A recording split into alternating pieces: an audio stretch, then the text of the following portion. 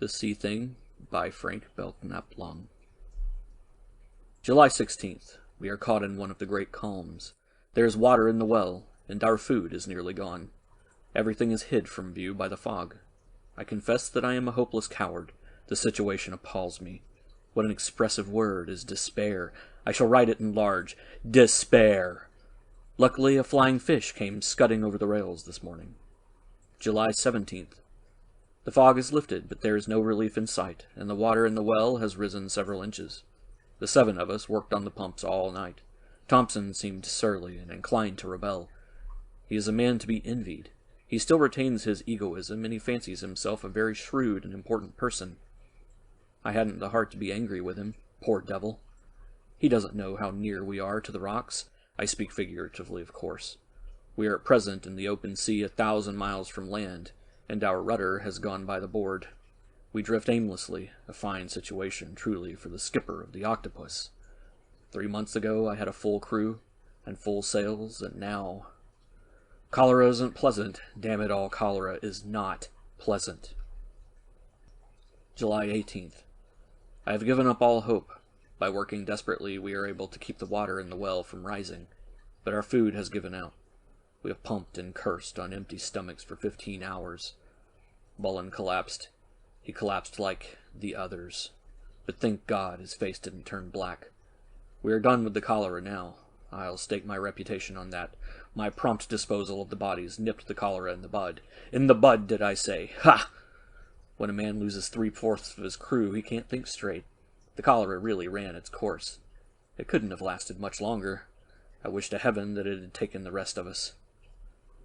July 19th. It was funny. Another flying fish came aboard today, and Tommy Wells made a dive for it. He dived after it head first with arms akimbo, like a man just awakened from some crazy dream, and he slid along the planks. But he got the fish. He caught it between his 2 hands and bit into it, and finally disposed of it, bones and all. "That was a devilish thing to do," said Thompson. Big Johnny Boltzig cursed horribly. I felt rather light in the head, but I didn't say anything. But I was a bit put out. We could have divided the flying fish up, but as I say, it was funny. July 20th. Our case is desperate. There isn't a breath of air stirring, and Boltzig has joined Bullen. They are both below, unable to move an arm between them, and Bullen is very near death. Curiously enough, though, the 5 of us are able to keep the water down, but we are tired. Tired. July 21st. We have one thing to be thankful for. The water has not risen an inch in 12 hours, and we didn't pump. We are too tired to pump. We lay about on the decks, and cursed and made faces at the sky, and we never mentioned food. But Thompson's tongue stuck out queerly. "Put that rag in your mouth," I shouted. It was a coarse remark to make to a starving man, but I was suffering acutely. Why do I continue to write in this log? July 22nd. We are saved! Who could have anticipated such glorious good luck? A boatload of provisions and a jolly companion to cheer us up. He claims that he is the sole survivor of the Princess Clara. You have undoubtedly heard of the princess. A finer brig never put out from Frisco, and she's gone. A hurricane and a leak did for her. 6 or 7 got away in the long boat, but my friend, I call him that because he has saved us all, my friend threw them overboard. They died first, of course. Get that straight. They died from fright, or from drinking salt water, and my friend didn't like the company of corpses, so he just naturally disposed of them. That's his story, and I accept it at its face value. I'm not a man to go poking about and asking questions. It's enough that he's brought us provisions and jolly companionship. We were growing very wary of each other, we 7. He calls himself Francis de la Vega. July 24th. De Vega, we call him that, has been with us now for 3 days. He has the run of the ship, and I have given him the mate's cabin. The mate has no further need for a cabin, since he spends his night on the ocean floor. A splendid chap, the mate. He was the first to go, but I mustn't rake up old ashes. De Vega is tall and amazingly lean, and I never saw a paler man. His face is drawn and haggard, and his eyes large, and they consume you. There's something devastating about his eyes. Sometimes they seem 100 years old. His forehead is high, and as yellow and dry as parchment, and his nose is curved like a scimitar. Strangely enough, he reminds me of Poe's Usher. I say strangely enough because the man has nothing but his appearance in common with the aristocratic neurotic of Poe's tale. He is boyish, gay, and utterly free from gloom. His manner is ingenuous and charming. He is all smiles and assurance, and he tells stories that are almost Rabelaisian in their frank, coarse humor. He possesses a remarkable knowledge of medicine, or perhaps I should say of healing, since he uses no drugs. But he has completely restored Bullen and Big Johnny Boltzig. The 8 of us make a jolly crew. He has given us new life, new confidence. His presence is a delight to us. There's one thing curious about him. His hands are cold and almost lifeless. There is no blood in them. I never before saw such hands on a human being, and the nails are astonishingly long. July 27th. Devegi is kept more to himself. He remained locked in his cabin this morning, and answered my anxious questions through the keyhole. But I was too busy to show surprise.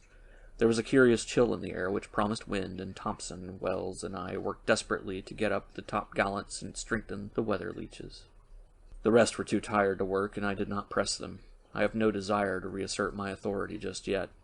The first sign of a breeze will increase the crew's morale, and then I hope to regain my old power of discipline. July 28th. I am worried about Devegi. This morning he came on deck looking so drawn and haggard that I left the taffrail where I had been standing, with one hand grasping the weather vane, and crossed the deck to comfort him. His eyes looked appealingly into mine. "Couldn't sleep all night," he said. "The ship tosses so. The great calms certainly make a ship roll." "They do," I replied. "But you don't notice the roll so much on deck. If you wish, you may carry your bedding up and sleep with the boys on the planks. But don't be startled if a flying fish flops in your face." Devegi smiled. "Thanks," he said. "The idea appeals to me. I'll act on it tonight." July 29th. A breeze is surely coming soon. All of the signs point to it. I have been working frantically on a miserable substitute for a rudder. I think that I shall be able to steer fairly well in a pinch, but I hope the breeze doesn't come until we are better prepared. Devegi slept on the planks with the crew last night, and this morning he looks 10 years younger. His cheeks are flushed and full, and the greenish hollows have disappeared from under his eyes. But Thompson isn't well. He complains of pains in his chest, and once or twice he spat blood. He is abnormally pale. July 30th. Still no breeze. Thompson is sick unto death. He lies in his cabin and groans, and I can do nothing for him. His pallor is genuinely alarming. Even his lips are bloodless. He complains of noises in his ears, and Devegi has shown his first gleam of ill nature. "I can do nothing for him," he says, and shrugs his shoulders. His eyes smolder when he speaks, and I discern for the first time a hard cruelty in the man. He is not what he pretends to be. July 31st. Thompson died this morning, and Devegi actually gloated over his death. What does it mean? Why such a sudden change in a man who owes everything to our generosity? It is true that his coming supplied us with food, but we snatched him from the very maws of the sea. That is ingratitude for you. Human beings are utterly despicable, and I have lost faith in them. Devegi does not differ from the rest. He gloats over the misfortunes of others. He actually smiled when I read the burial service and dropped poor Thompson into the sea. Imagine it. August 1st. There is still no wind.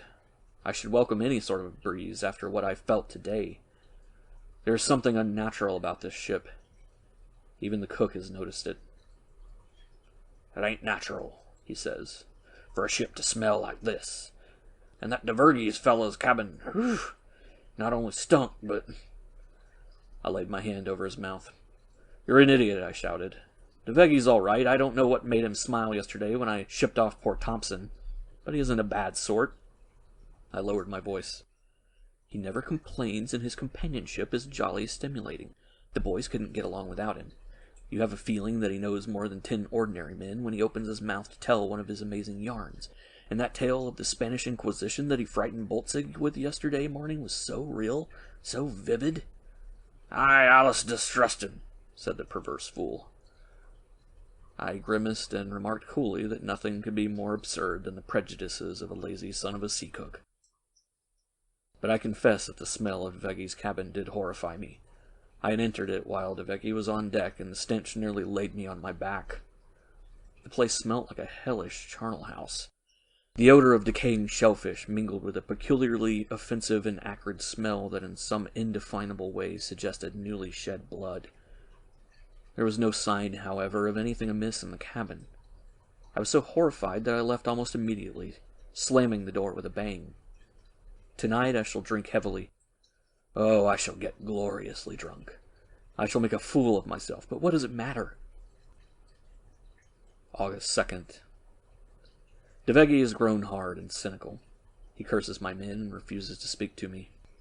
This morning, little Tommy Wells went below and lay down. He was as wide as a squid's belly. Something told me to examine him. I commanded him to strip, and I searched his entire body for signs of discoloration. I thought that possibly the cholera had taken a new form. Like influenza, cholera may manifest itself in curious and amazing ways. I had never read of cholera draining the blood from a man, but I wasn't taking any chances. Well, it wasn't cholera. It was a bite. Something had bitten him in the chest. A round, circular discoloration disfigured the center of his chest, and in the very middle were two sharp incisions, from which blood and pus trickled ominously. I didn't like it, neither did Tommy.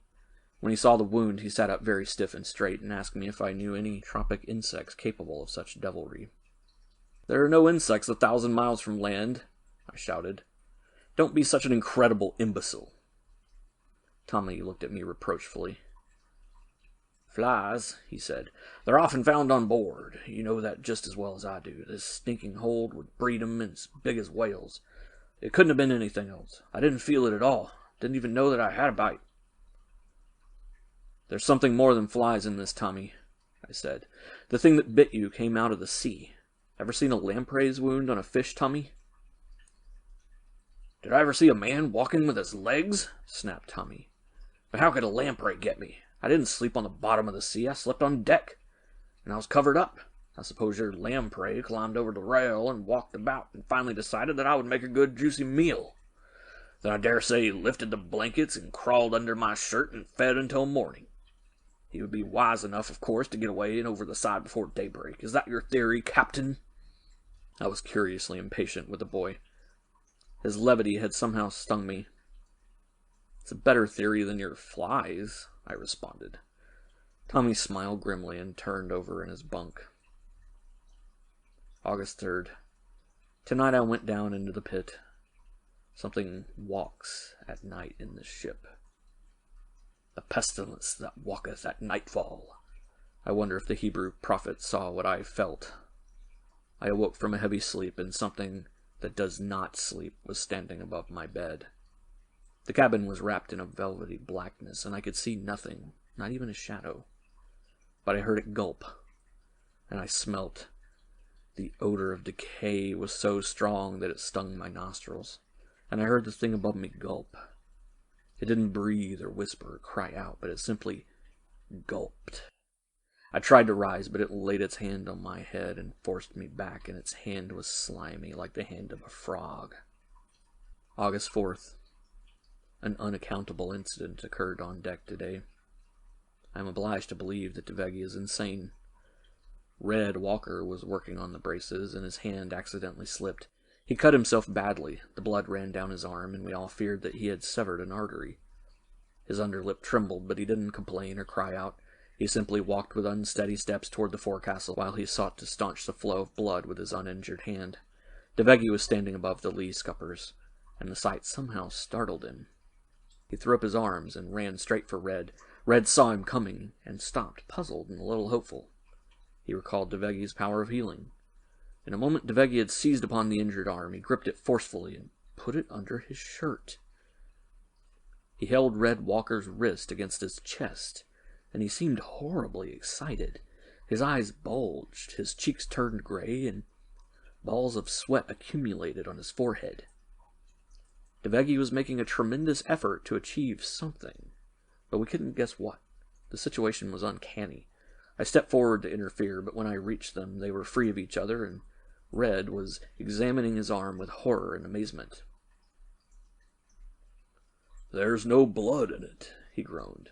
"And my God, it's as cold as ice." DeVeggie scowled. "I didn't expect gratitude," he said dryly.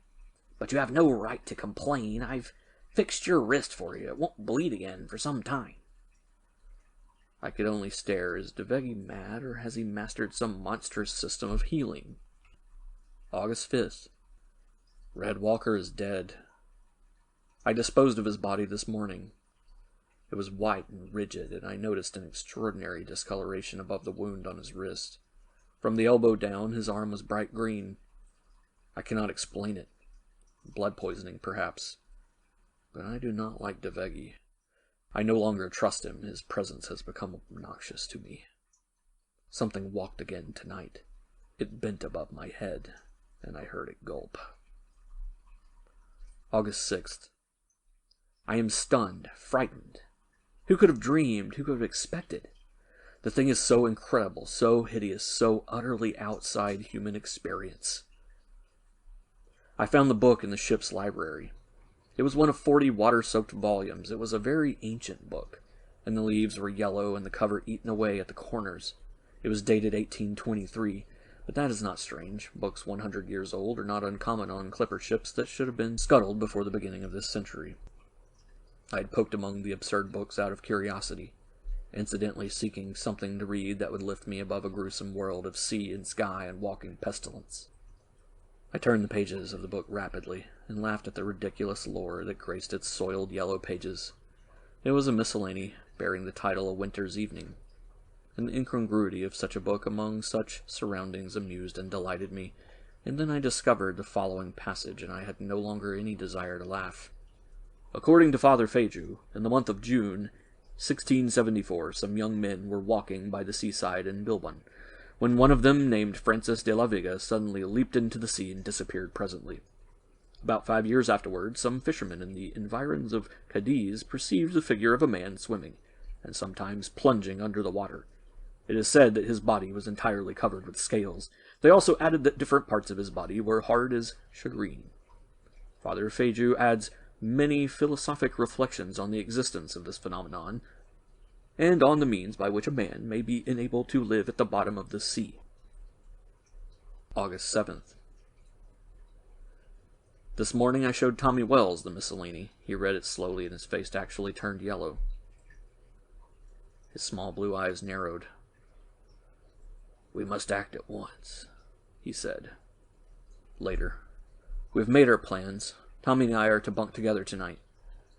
We have automatics and a sharp knife. The knife we feel will be necessary. This morning Tommy and I discussed vampirism. A stake or knife must be driven through the heart," said Tommy.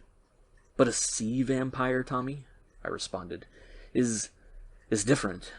Tommy shrugged to conceal the horror and uncertainty in his tired brain. "We are resolved to do everything possible."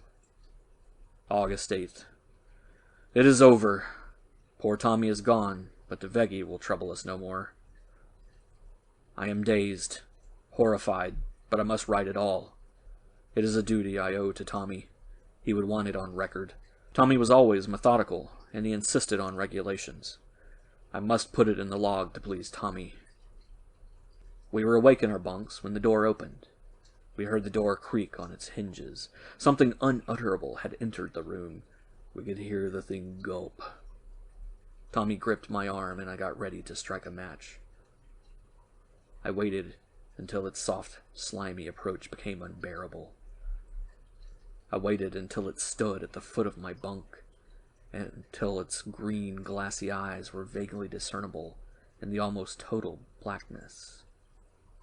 It was watching me, and I realized that it could see in the dark.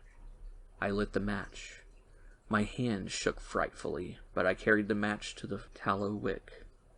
And then it sprang. But it didn't spring at me. It went higher, and it got Tommy about the neck. I could hear him choke and gasp. In passing me, the thing had knocked the match from my fingers, and we were once more in total darkness. I had seen something long and green and slimy going upward, and I had heard Tommy's frightful scream, but I saw and heard nothing else for the space of 30 or 40 seconds. I was unable to move or think. I sat on the edge of my bunk, and my heart came up in my throat and flopped over. I was conscious of two objects struggling and gasping on the floor. I heard a gulping and a low moaning.